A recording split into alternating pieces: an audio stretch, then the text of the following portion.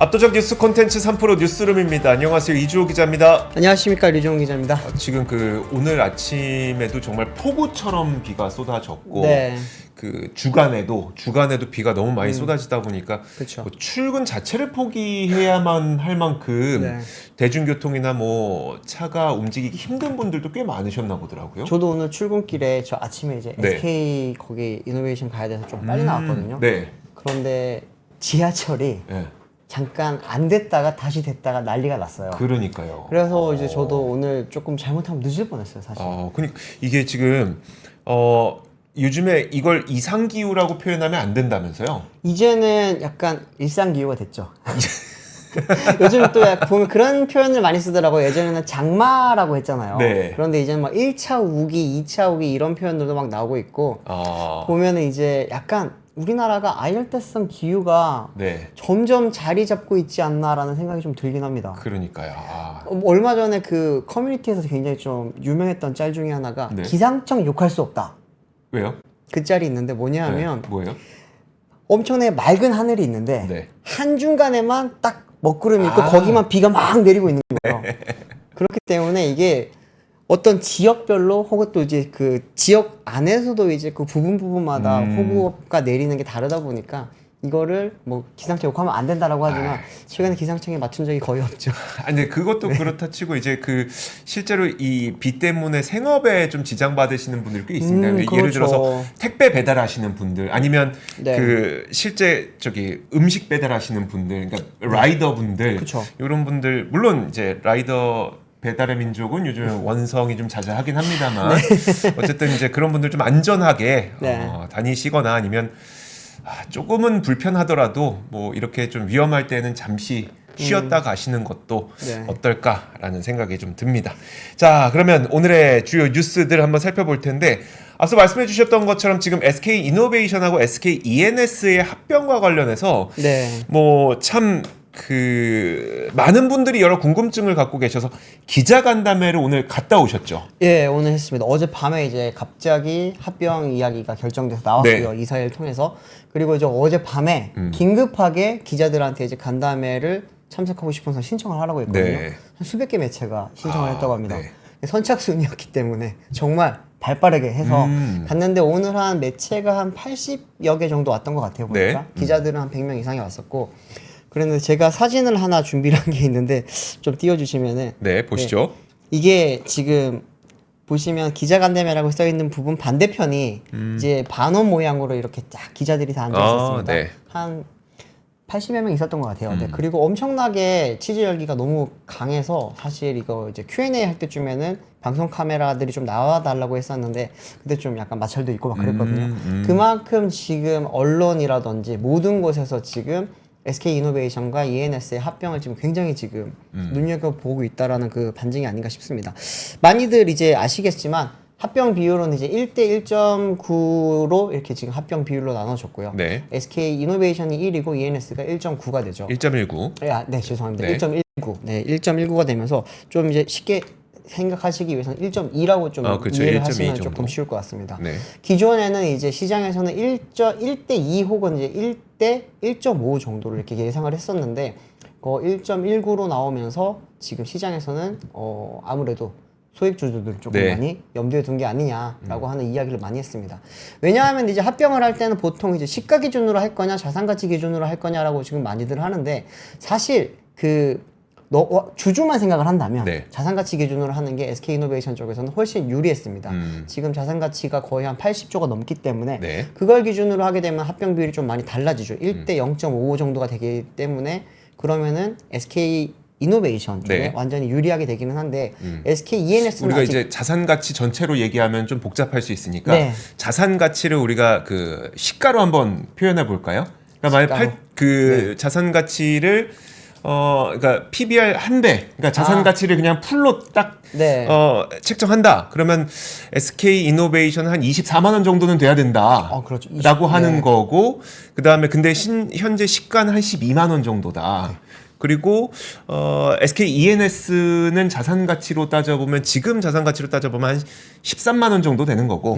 근데 이제 과거에 누가 샀는데 네네. 그 누가 산 금액 보니까 그 29만 원이고. 29만 원이 있죠. 네. 네. 그러니까 그 우리 딱 4개 숫자로 한번 해볼까요? 24만 원, 12만 원, 13만 원, 29만 원. 네. 그렇게 얘기하면 조금 더 복잡할라나? 복잡합니다. 아 그래요? 그냥 이제 쉽게 가만히 생각하시면은 있겠습니다. 네. 오늘 그 박상규 사장이 굉장히 좀 간단하게 이야기를 해줬습니다. 두 기업이 합쳐서 네. 이제 새로운 이노베이션이 됐을 때 이노베이션 가치가 이 새로운 그 가치를 100으로 봤을 때 네. 아니죠, 죄송합니다. 네, 이노베이션 기준으로 할게요. 이노베이션을 기준을 해서 이노베이션이 100이다. 그러면은 ENS의 가치는 한 60 정도로 지금 봐준 거다라고 지금 생각을 하시면 되고요. 네. 그렇게 되면서 이제 합병을 하게 되면은 양쪽에 이제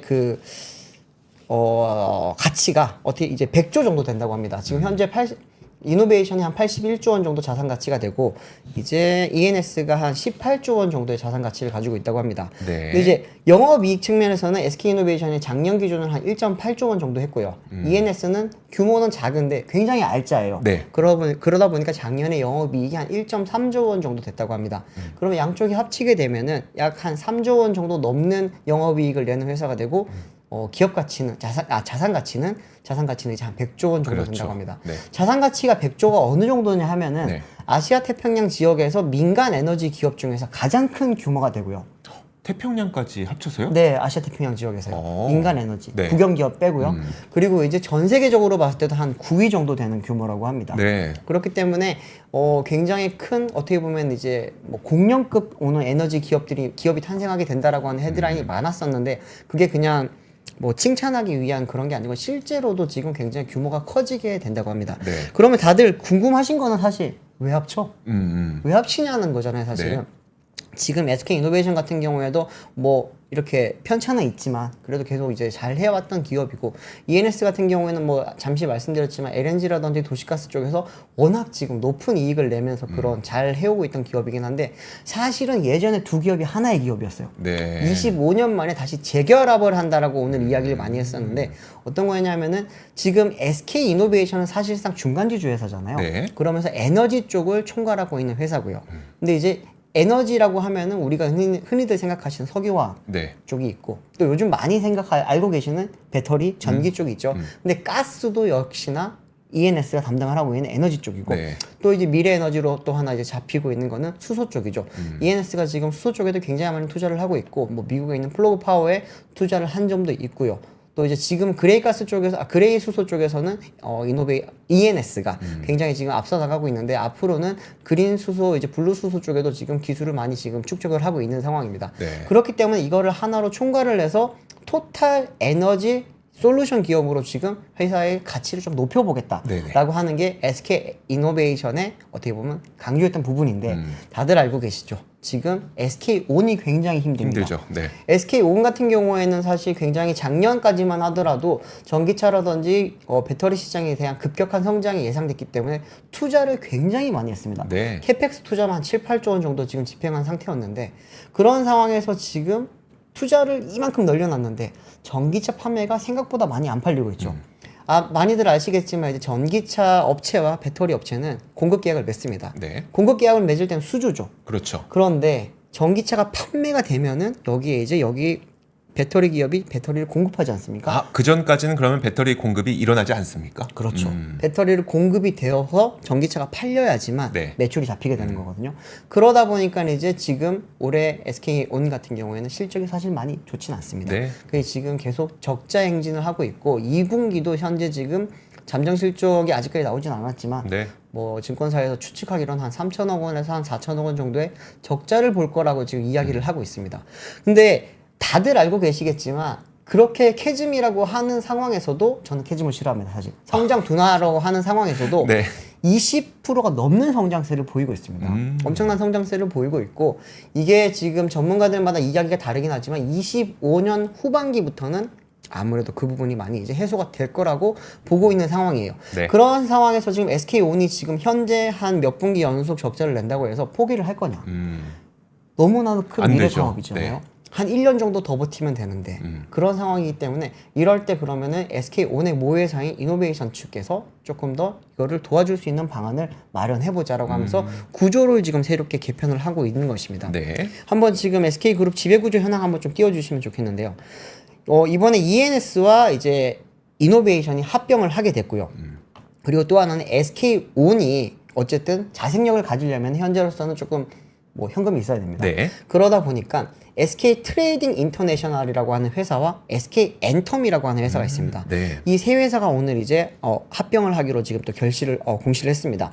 그렇게 되면 이제 그 합병이 두 개가 되는 거죠. SK 이노베이션과 SK ENS가 합병을 하게 되는 거고 네. 또 하나는 SK 온 자체도 지금 이제 트레이딩 인터내셔널과 엔텀과 합병을 합니다. 네. 이 세 회사가 왜 합병을 하느냐라고 하면 시너지가 어떤 시너지가 있냐면은 지금 SK 엔텀 같은 경우에는 지금 그 탱크로리 네. 그 사업을 탱크로리가 아니라 탱크로리 맞죠? 맞아요. 탱크 사업이라고 네. 네, 지금 이야기를 하더라고요. 네, 네. 탱크 사업을 하고 있고 트레이딩 인터내셔널 같은 경우에는 니켈이라든지 뭐 리튬이라든지 이런 광물에 관해서 이제 상사 역할 같은 그런 걸 하는 곳이다 보니까 이제 이런 부분에서 지금 시너지를 만들 수 있을 거다. 그러면은 광물 쪽에서 SK 트레이딩 인터내셔널의 그런 이제 뭐 어떻게 능력을 가지고 보고 네. 그리고 이제 엔텀에서 가지고 있는 그런 이제 에너지를 효율적으로 관리하고 앞으로 보낼 수 있는 그런 이제 능력을 함께 한다면은 SK온 쪽에서도 많이 사업적으로도 괜찮아지지 않겠냐라고 하고 있고 또 하나는 이제 이 두 회사가 사실은 굉장히 알짜 회사입니다. 네. SK 트레이딩 같은 경우에는 이제 영업이익이 지난해 한 5,700억 원 정도 냈고요.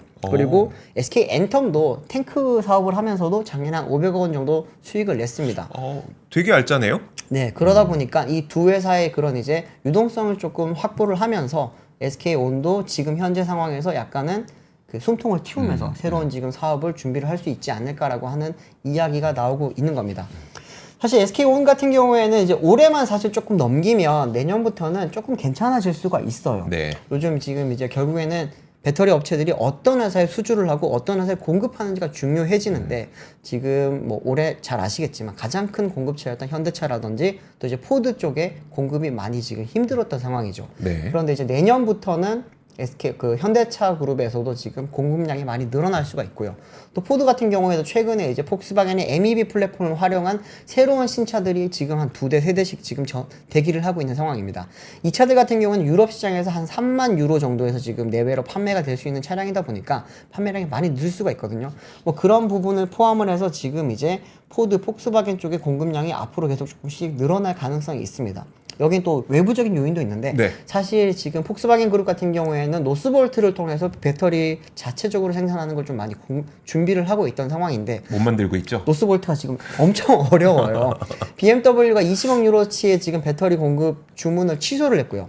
폭스바겐이랑 볼보 같은 경우에는 뭐 지분 관계가 얽혀 있다 보니까 그렇게는 하지는 못하고 있는데 지금 어쨌든 생산이 늦어지다 보니까 배터리 공급은 받아야 되고 현재 LG랑 SK 쪽이랑 많이 이야기를 하는데 기존에 이제 SK 쪽에 조금 뭐 많이 좀 우호적인 상황이 있었기 때문에 그쪽에서 좀 많은 뭐라 그래 희망을 조금 네. 가지고 있다고 할까요? 그런 부분도 있다 보니까 어쨌든 올해 조금 많이 버티고 내년까지만 버티면은 26년, 27년도부터는 SK온이 다시 조금 상승 곡선을 탈 수 있을 거라고 지금 전문가들이 많이 보고 있습니다. 그래요. 이거 배터리, 그러니까 유럽 최대 배터리가 노스볼트인 거잖아요. 그렇죠. 네. 사실상 지금 공급차가 없기 그렇죠. 때문에. 그러니까, 네. 그러니까 배터리 그렇게 쉽지 않습니다. 엄청 어려운 건데. 어렵습니다. SK온이 그 헝가리 공장이랑 그리고 네. 이제 미국 조지아 공장 수율을 잡는데 네. 1년 넘게 시간이 걸렸어요. 근데 문제는 수율을 잡는다는 거는 생산 공정을 모두 다 완료를 시켜놓고 그냥 자동차나 TV 라인이라면은 찍으면은 바로 나올 수 있을 정도의 지금 공정이 끝난 상태에서 네. 배터리는 이제 찍어보는 거죠. 찍어봤는데 분명히 내가 한국에서 있던 똑같은 라인을 가져왔고 똑같은 사람이 와서 세팅을 했는데 수율이 달라요? 안 나와요. 오. 수율이 안 나오는 거는 정말 배터리가 그만큼 화학적 요소가 크게 지금 예민하게 반응을 하는 그런 제품이다 보니까 그 수율을 잡는 또 전문가가 업체마다 몇 명 있습니다. 네. LG 에너지 솔루션 같은 경우는 몇 분이 계시고 SK온은 그게 예전에는 한두 분밖에 없었어요. 네. 그래서 공장을 지으면 그분들은 이제 전 세계를 돌아다니면서 수율만 잡는 분들이 있었거든요. 네. 근데 이제 지금 현재로서는 SK온 같은 경우에도 그 미국 공장도 그렇고 다른 유럽 공장도 지금 현재 수율이 거의 다 잡혀 있는 상태입니다. 그렇기 때문에 찍어내기만 하면 되는 상황인데 수요가 많이 줄었죠. 네. 그게 지금 큰 문제였는데 아무래도 그거는 시장에 조금 변화가 될 수 있는 게 내년 후반부터 한 후년이라고 하니까 조금만 좀 버티면 될 것 같고요.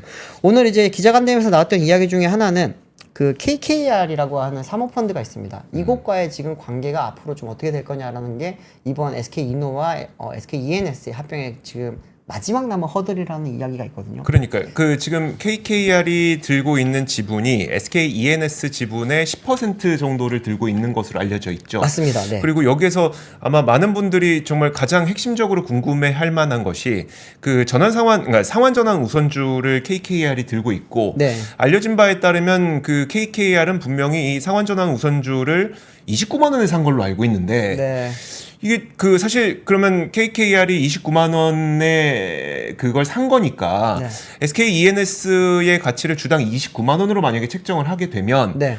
사실 주주 입장에서 대주주 입장에서는 지배주주 입장에서는 그 SKENS 29만 원으로 네. SK이노베이션 막 극단적으로 비교해서 SK이노베이션 12만 원어치 두 개 넘게 받을 수 있죠. 네. 2.4개 받을 수 있죠. 그러면 사실 지배주주 입장에서는 KKR에 29만 원으로 같이 책정을 하는 게 훨씬 더 좋을 것 같은데. 네. 근데 지금 얘기 나온 거는 거의 한 SKENS 가치를 13만 원 정도로 책정을 해서 합병 비율을 지금 정했다는 거잖아요. 네. 그럼 여기에서 KKR은 내 거 29만 원짜리 왜 13만 원에 합병을 해? 라고 하면서 반발할 것 같은데 그렇죠. 분명 거기에 대한 질문이 있었을 것 같아요. 어땠을까요? 네. 그 부분에 대해서는 이제 오늘 뭐 박상규 대표라든지 뭐 지금 추 대표 같은 경우에는 답변을 하기로는 아직까지는 협상을 하고 있는 상황이긴 한데 크게 변수가 발생할 것 같지는 않다. 쉽게 네. 말하면은 뭔가 지금 당근을 주고 있는 것 같아요. 그러면서 이제 반대를 던진다거나 이제 뭐 RCPS를 뭐 이렇게 그 상한 청구를 네네. 하진 않을 거다라고 하는 게 지금 이야기가 나오고 있는 상황이고, 만약 이게 청구가 될 경우에는 어떻게 될 거냐라고 하는 부분에 대해서는 아직까지는 좀 공개를 못 한다고 합니다, 사실. 네. 예, 공개를 못 하는 상황이다 보니까 그 부분에 대해서 이야기를 해주진 않았는데, 오늘 뭐 매체에서는 이제 그거를 막기 위해서 SKENS 쪽에서 도시가스 사업권을 넘긴다라는 그런 이야기가 좀 나오긴 했었거든요. 네. 근데 그 부분에 대해서는 ENS에서는 완전히 아니다라고 강력하게 부인을 했습니다. 현재 지금 가장 지금 알짜 사업 중에 하나가 그쪽이기 때문에 그거를 넘기게 되면은 이번 합병 자체가 의미가? 별로 그렇죠. 무의미해진다라고 이야기를 하면서 그 부분은 아니라고 이야기를 했는데, 어떤 또 당근을 줄지가 11월까지는 조금 지켜봐야 될 그런 상황인 것 같습니다.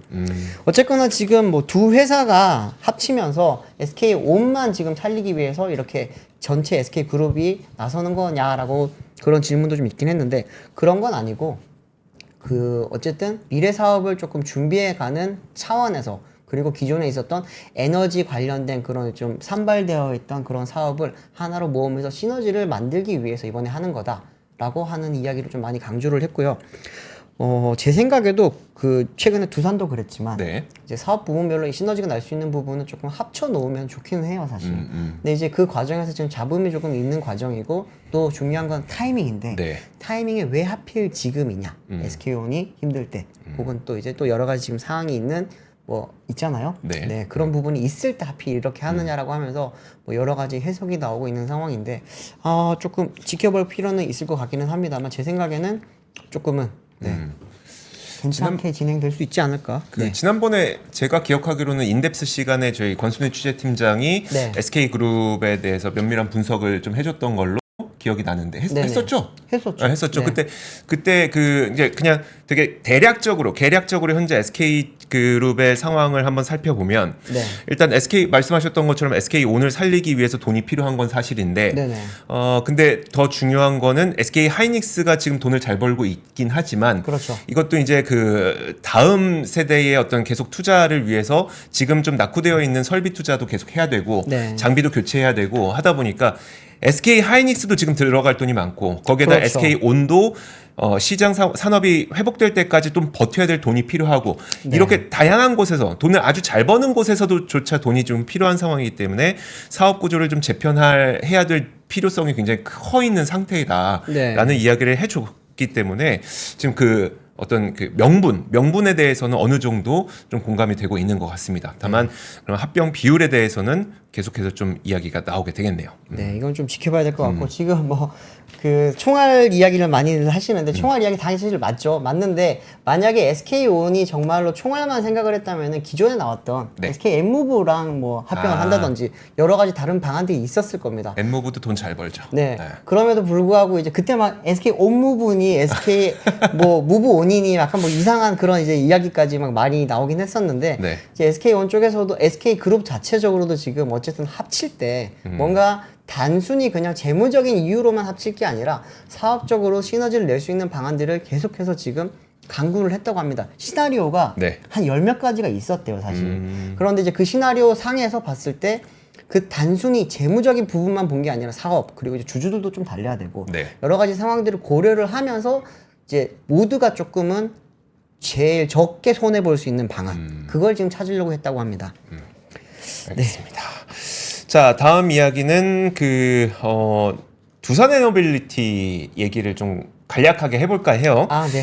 그러니까 사실 두산 에너빌리티와 관련된 그러니까 원전, 그러니까 체코원전 그 우선 협상 대상자 선정 네. 그 건에 대해서는 저희가 오늘 오전에 좀 자세하게 전해드린 바가 있기 때문에 그 내용 자체를 전해드리고 싶은 건 아니고 저는 오늘 이 뉴스가 있고 나서 장이 개장이 됐잖아요. 네. 참 이게 주가의 움직임이 어떻게 움직이게 될까에 대한 궁금증이 상당히 있었습니다. 그 이유가 뭐였었냐면 일단 원전의 잭팟이 터진 것은 긍정의 요소이긴 한데 지금 두산 에너빌리티도 사실 두산 에너빌리티가 갖고 있었던 캐시카우 가운데 하나인 두산 밥캣을 뺏어서 네. 지금 두산 로보틱스에게 넘기는 네. 사업구조 재편을 좀 진행하고 있는 그렇죠. 단계잖아요. 그러면은 이 원전 잭팟이라는 호재가 있고 거버넌스라는 악재가 있는데 그럼 시장 반응은 호재에 반응할까 악재에 반응할까 그게 좀 저는 궁금했었던 거거든요. 네. 그러면 오늘 어떻게 반영됐는지 한번 화면으로 보시죠. 제가 그래서 오늘 하루 동안 두산 에너빌리티가 어떻게 움직였는지를 보여드리도록 하겠습니다. 일단은 장 초반에는 일단 뉴스의 호재가 반영이 된 것 같긴 해요. 네. 근데 이게 쭉 내려서 내려가는 거 보니까 아무래도 거버넌스의 어떤 불확실성에 조금 더 투자자들은 무게를 실은 게 아닌가라는 그렇죠. 생각이 네. 일단 들긴 들었습니다. 그 거버넌스 관련돼서 그냥 간략하게만 말씀을 드리면 두산이 기존에 이제 그 두산 에너빌리티가 두산 밥캣을 들고 있었고 두산 에너빌리티의 경우에는 두산 밥캣의 지분을 46% 정도인가요? 그러니까 그 정도를 들고 있었거든요. 네. 이제 그 두산이 두산 에너빌리티 주식을 36% 정도 들고 있었으니까 36에 42% 하면은 두산 밥캣의 그 연결 기준 지분율은 한 12% 정도라고 보시면 될 것 같아요. 그렇게 네. 되면은 두산 밥캣이 매년 배당하는 거의 1,600억 원 정도의 이 배당금의 12% 정도를 이제 두산이 가져가게 되는 건데 네.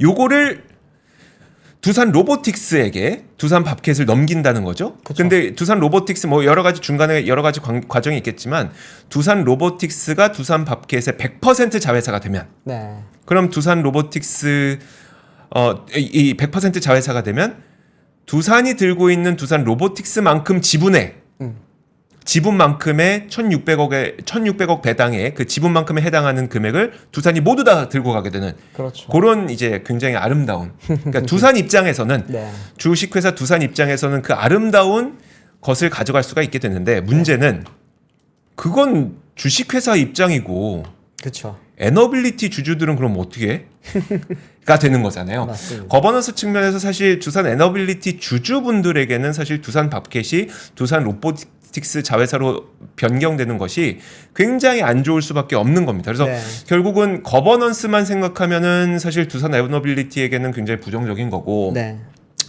그리고 뭐 원전 잭팟을 생각해 보면은 뭐 두산 에너빌리티가 굉장히 긍정적인 건데 네. 일단 시장 반응은 아니죠 전자 두산 에너빌리티의 부정적이다에 일단 반응이 나타났던 것 같습니다. 그래서 제가 수급도 한번 보여드릴 텐데 오늘 어떻게 움직였는지 보면은 와. 이런 일이 있고 나서 이거 금액입니다. 1,000억 원. 기관이 1,000억 원 정도 팔았고요. 네. 외국인도 1,100억 원 정도 팔았고 개인만이 2,100억 원 정도를 매수를 했습니다. 물론 이거는 이제 워낙 원래 주식이라고 하는 거는 사고 팔고기 때문에 뭐 외국인 기관이 팔면 당연히 개인이 사는 건데 개인만 샀네요. 외국인들이 거버넌스를 좀 네. 눈여겨본 건가 개인들은 이제 뉴스를 눈여겨본 건 아닐까 이런 추측을 하게 되는 좀 약간은 좀 까리한 네. 그런 매수의 움직임이 있었습니다. 그래서 일단 거버넌스 측면에서는 두산 에너빌리티는 지금 좀 안 좋은 상황이다. 많이 지금 네, 논란이 되고 있기는 하죠, 사실. 네, 그래서 그런 가운데 개인과 외국인의 매매가 이렇게 나타나게 되니까 네. 와 이게 뭘 의미하는 거지? 저 한참을 지켜봤습니다. 이게 뭐지? 이게 뭐지? 그러니까 아까 처음에 딱 띄워주셨던 네. 그 차트를 보면서 네. 하루 만에 있었던 일이 맞아? 라는 생각이 들 정도로 그러니까 푹 됐었잖아요. 이렇게. 그러니까요. 누가 똑똑했던 건지. 네. 왜냐면 우리가 그 안 그래도 어제 언더스탠딩이었었나요? 그 제목에 참 인상 깊었던 게 네. 밸류업 하랬더니 밸류다운 했던 밸류다운. 그런 네. 제목도 참 많이 인상 깊었습니다. 물론 그룹 차원에서 보면은 긍정적이라고 신평사에서도 지금 평가를 하고 있긴 한데 그쵸. 그건 그룹 얘기고 네. 그룹의 재무 상황 얘기고 다 상장사잖아요. 다 상장사니까 그러니까요. 네. 각각의 상장사마다 주주들이 갖고 있는 이해가 있을 텐데 그 이해가 상충되는 부분들에 대해서는 분명히 좀 이슈가 있긴 있는 겁니다. 네. 그렇죠. 주식회사는 사실 회사만 생각할 수 없죠. 주주도 생각을 많이 해야 되기 그쵸. 때문에 많이 복잡합니다. 합병이라는 게요. 네, 다음 뉴스는 오늘 이제 정부가 요즘 최근에 이제 부동산 가격 상승 이야기가 많이 나오다 보니까 네. 이걸 좀 진화하려고 하는 그런 움직임을 많이 보여주고 있는데 거기에 어떻게 보면 약간 종합편을 하나 가져왔습니다. 오늘 이제 어떤 이야기를 했었냐면은 2029년도까지 3기 신도시를 중심으로 공공택지 물량 23만 6천 호를 중요한 거는 네. 시세보다 저렴하게 그리고 그리고 조금 더 큰 아파트들을 많이 공급을 하겠다. 그리고 아파트가 부족하면은 비아파트도 이제 공급량을 많이 늘려보겠다. 네. 라고 하는 이야기를 많이 했습니다. 오늘 이제 최상무 부총리 겸 기획재정부 장관이 이제 정부 서울청사에서 박상원 국토부 장관 그리고 이제 방기성 국무조정실장 등이 참석한 가운데 제7차 부동산 관계 장관 회의를 열었습니다. 이게 부동산 관계장관 회의가 열린 게 지난해 9월 이후 약 한 10개월 만에 열렸다고 하는데 이게 계속 지금 요즘 많이 서울을 중심으로 수도권 부동산 가격이 심상치 않다라고 하는 지적이 많이 나오다 보니까 좀 어떻게 보면 총괄적으로 한번 이야기를 해보자라고 했습니다. 저도 처음에 보고는 이제 23만 호를 어떻게 가져올 거나라고 한번 좀 하나 따져봤더니 네. 기존에 나왔던 정책들을 어떻게 보면 약간 종합편으로 묶은 느낌이어서 사실은 그러면서 조금 이제 조정을 조금씩 했던 게 뭐냐면 임대주택 같은 경우에는 기존에 이제 한 12만 호 정도를 내려고 했던 거를 13만 호로 한 만 호 정도 지금 늘려서 공급을 한다고 하고요. 네. 그리고 이제 23만 6천 호의 공공택지 물량을 2029년도까지 공급을 하기로 했다라고 했던 이야기도 대부분이 이제 3기 신도시였습니다. 네. 제가 그 부분을 보면서 이게 어쩌면은 이루어지기 힘들 수도 있겠구나. 그래요? 네.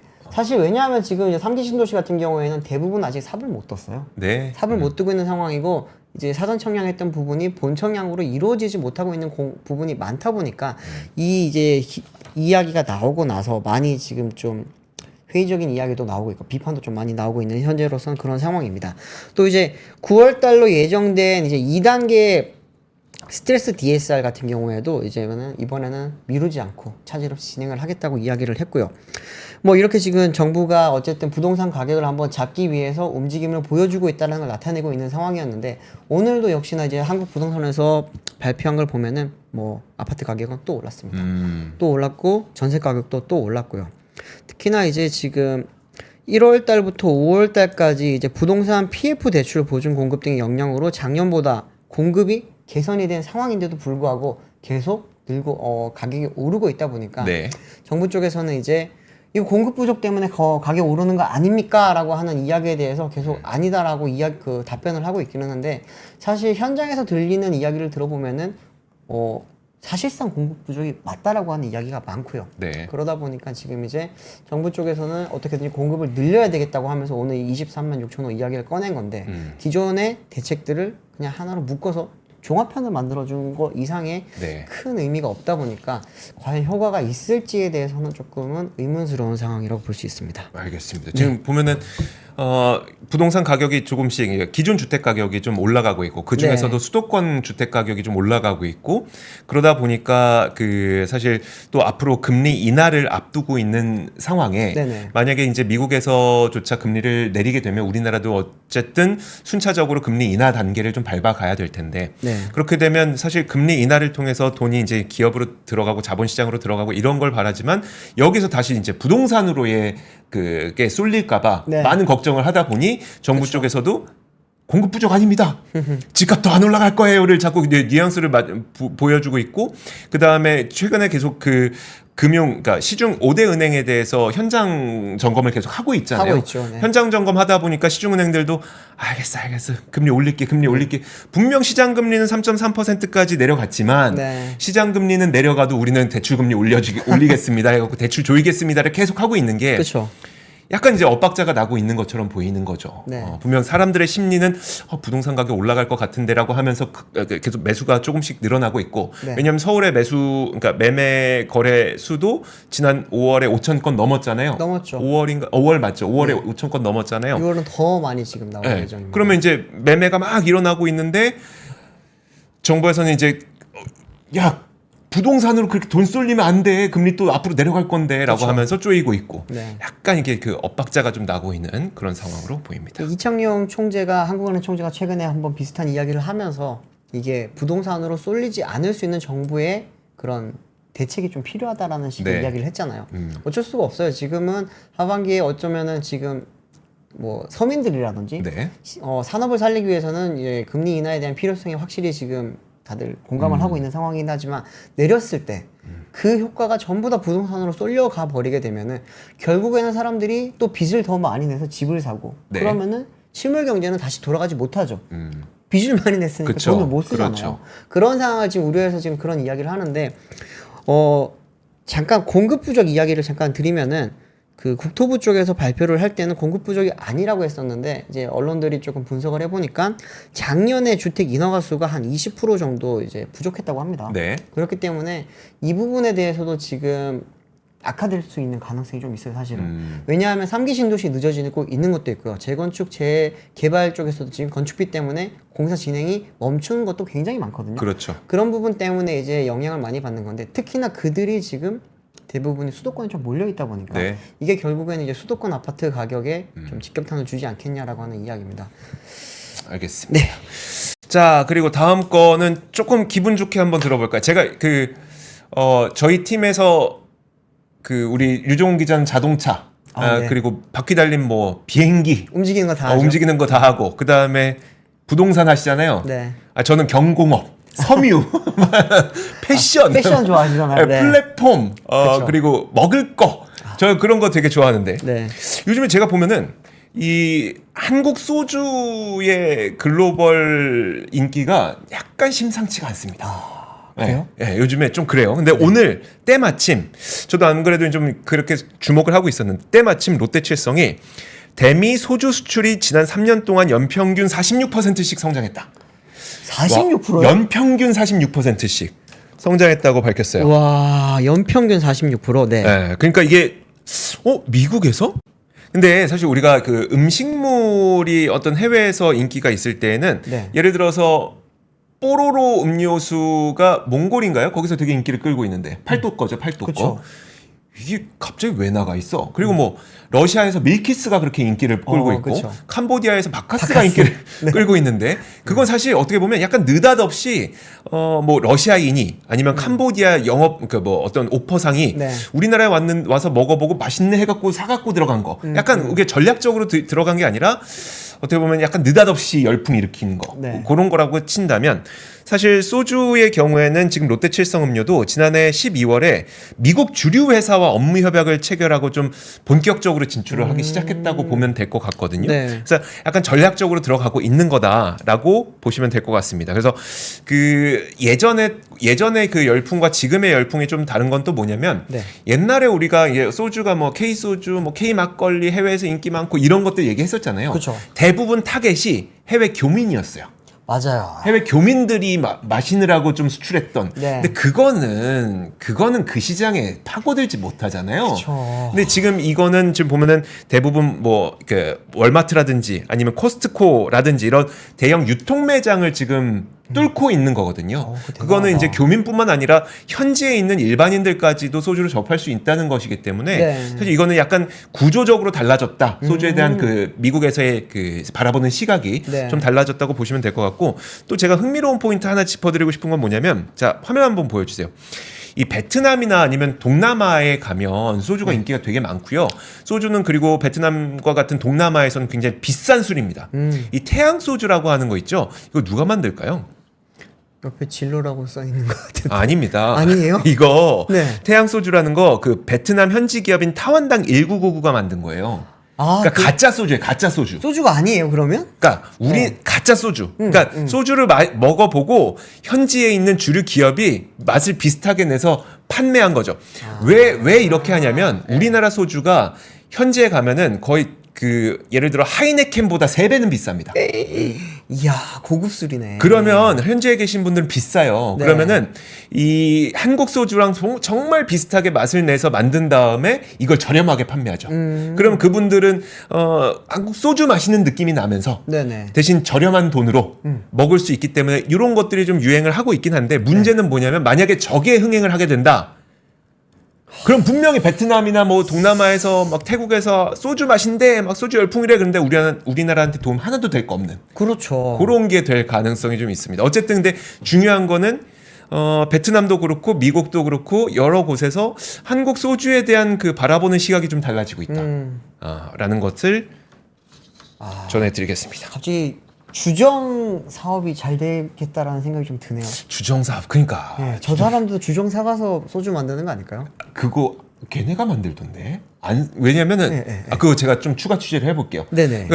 그 원래는 이제 우리나라에서 주정사가 있고 딱 얘네가 몇 퍼센트 딱 이렇게 쿼터 그렇죠. 나눠져 있잖아요. 네. 그럼 거기서 베트남이 얘네 주정을 사가나?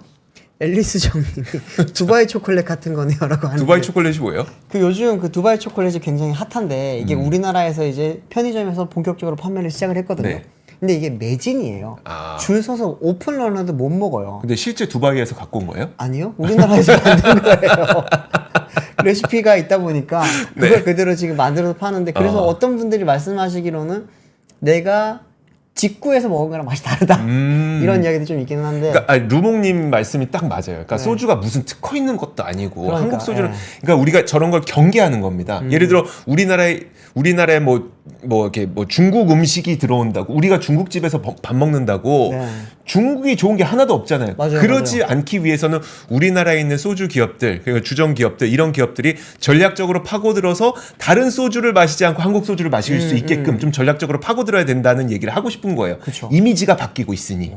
맞아. 그러지 않으면 현지에서 만들어서 판다.